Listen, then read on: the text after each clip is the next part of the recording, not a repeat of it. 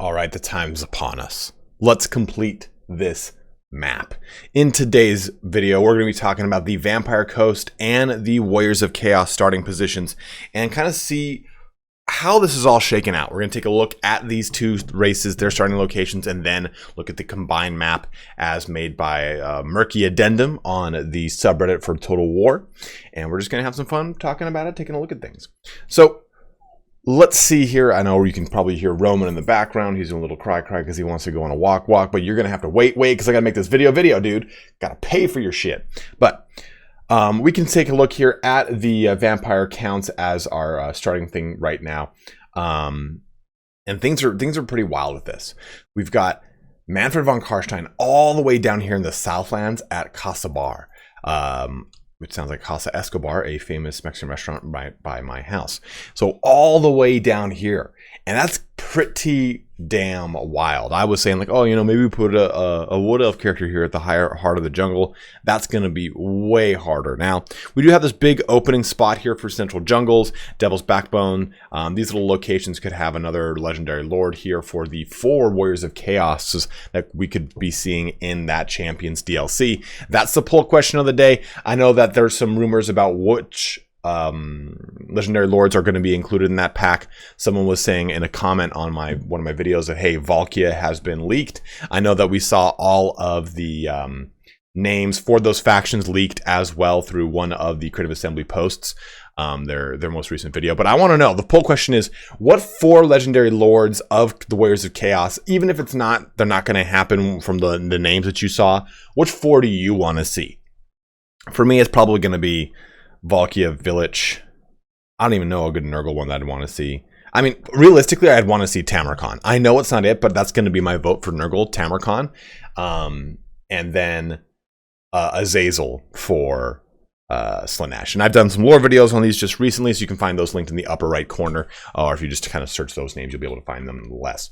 So let's take a look at the rest of these characters here. We're going to get Heinrich Kemmler over here in Blackstone Post. He's going to be back in Bretonnia like he was, as to be expected, so his starting location has not changed. And then we get Vlad and Isabella von Karstein over here in Castle Drakenhof in northern Sylvania. Southern Sylvania, actually, I think, probably. But important to note, remember, Vlad, if you play as Vlad, you get Isabella as a hero. If you play as Isabella, you get Vlad as a hero, which I actually really like. So you'll be able to see them as heroes. And that's probably going to be the next poll question about heroic or legendary heroes. And then all the way over in the Haunted Forest, we get Helman Gorst. So no presence of wood elves over there, like I was possibly saying in the last episode. It looks like we're going to be seeing both vampires in both those locations. I could say, oh, you could put Erloth here or something like that.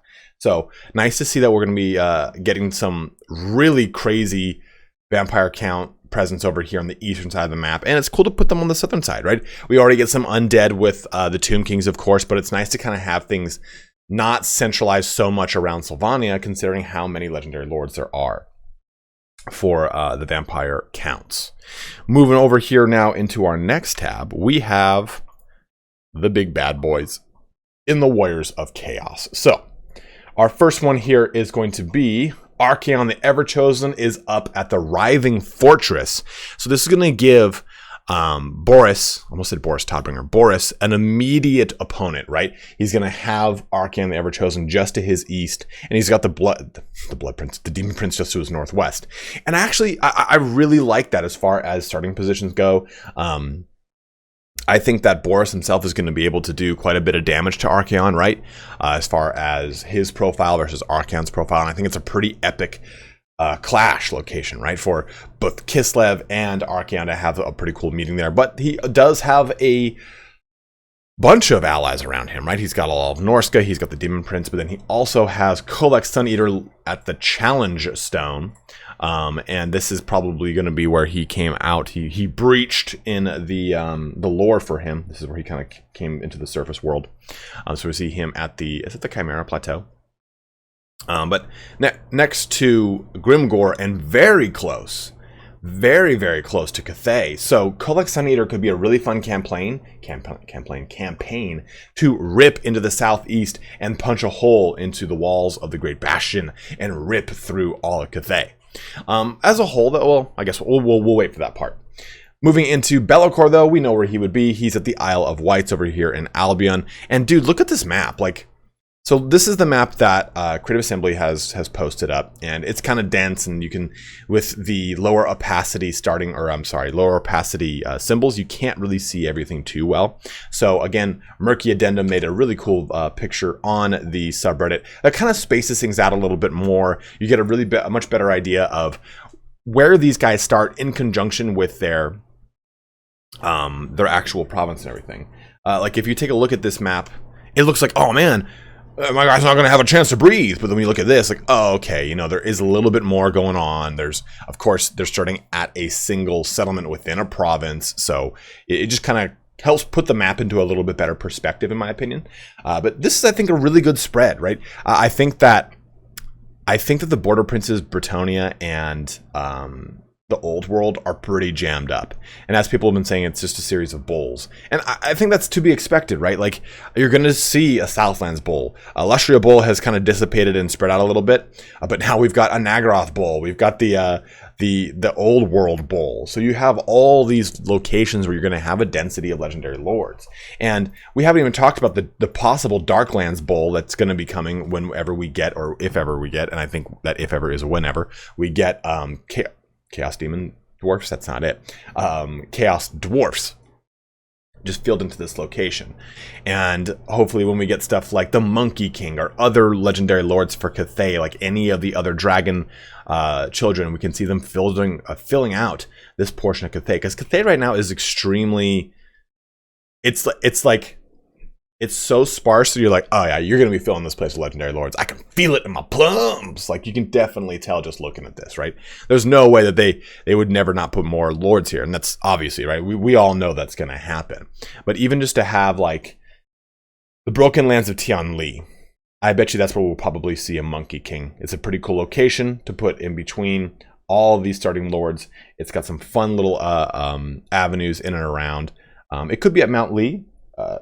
You could see it there possibly, but there's a lot of really cool places you could be putting other legendary lords. And maybe Jade River Delta, we could probably see I think that's the Jade, the Eastern Dragon who's like the captain of the Jade Fleet, or the Admiral of the Jade Fleet. So I'd probably put him over there. And then the Southlands is pretty dense, but that means Lustria has gotten a lot looser. So we'll probably see some other things placed into Lustria. Although, you know, to be totally honest, going forward, if we're kind of thinking about the future of Total War Warhammer 3 and the placement of other legendary lords, I kind of don't want to see any more things placed in Lustria, because we've been playing through Lustria for the past 7 years or 6 years. So it's kind of lost its luster. Anything in the Southern Chaos Wastes, dude, I'm down. Anything in the Northern Chaos Wastes, even the kind of expanded little area over here, so into it. By the way, I totally forgot to talk about Prince Siegwald over here in the Shard Lands at the Palace of Princes. Just completely glossed over that, so I apologize. So here we have Prince Sigi over here in the Northern Reaches. And it's really cool too, because Siegwald has that nice alliance with Nakari he can grab down south, and he's going to have a lot of tools to push into the Dark Elves. Totally missed that. Sorry, guys. But again, plenty of locations over here to place new legendary lords, so on and so forth. So it'll be interesting to see how the development of Warhammer 3 plays out. I know we're all eagerly awaiting that juicy Immortal Empires. I'm so stoked on it. We have that battle embargo that just lifted yesterday, guys, so please make sure you're checking out my bros that always release these battle videos, like Dov Plays, like Indie Pride, or Milk and Cookies Total War, whichever one you want to call them, Turin, Janet on occasion, all the bros that are always going to be putting these out there. They've got tons coming for you. I'm sure Turin is going to be doing some sort of tournaments over this weekend. His birthday was like on Tuesday, so make sure you go over to his channel and wish him a happy birthday, and a ton of other stuff. I know I'll be putting out maybe a couple more of these battle videos. I know you guys are really stoked on it, so be on the lookout for those. And of course, we'll start to get some more information on the Immortal Empires. We know we have the launch date of Immortal Empires is set for, I think that video said August 24th. That's what one of the comments said. So that is the end of August. So we have really almost another whole month and a half almost to wait until we get jumping into that into Immortal Empires. But we got a DLC coming. We got the Blood Pack coming, which I wish we had earlier, and a whole bunch of other stuff. So if you've played Warhammer 3, it's going to be real fun to get into in about a month or so. It's going to pop off, as the kids say. It's going to be popping. It's going to be lit city titties. I don't know. I'm 34. What the fuck do I know? Who wants to start a TikTok with me? All right, guys. Thank you so much for watching here today. Be on the lookout for more news, more information as it unfolds. Don't forget to like, comment, subscribe, all that fun action. I cannot tell you how it helps me and any other content creator that you do watch out immensely. But as always, thank you so much for watching here today. Have a good one, and take care.